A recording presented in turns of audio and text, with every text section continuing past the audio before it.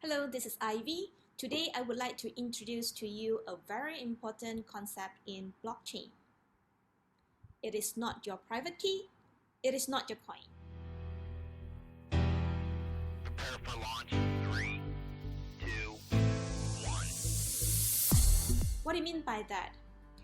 Now, usually an account or an address that holds your coin on the blockchain is made up by a private key and the public key.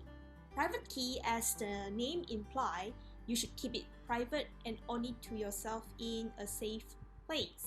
And it's always advisable for you to keep it offline as well, like writing it on a piece of paper and keep it somewhere safe. And the public key, as the name implies, is meant for you to show it to the public. It usually would be your address, or the address is derived from the public key. So it's just like your postal address where people send the coins to you. Now, these two keys made up of your account. If you lost your private key, it's just like you lost your password to your ATM card. Anybody have a hold of your private key can move your funds. Now, there is another situation that your fund is not under your control. That is when you send your fund to an exchange to trade. Why I say that, like, that is where you lost control of your coin as well. Isn't that you'll be able to decide what pair for you to trade in the exchange? This is true. You have the control to the account that's set up by the exchange to you, and you can trade by using the account given to you by the exchange.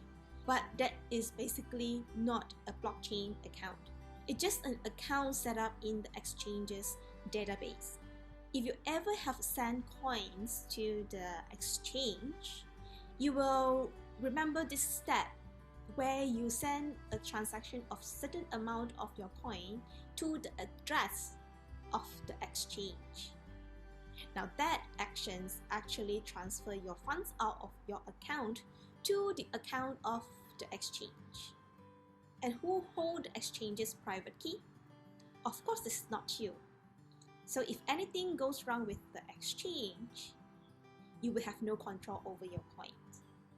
But hey, there are certain rules and regulations that govern the exchanges, but don't have to be too worried about it. Just make sure that you do due diligence about the exchange you're going to use, and make sure they have good rules and regulation in place and have a good reputation. Secondly, there are some mining pools around where they gather all the coins from people who would like to join this venture together and mine the coins and then distributed the share to everybody according to their investments.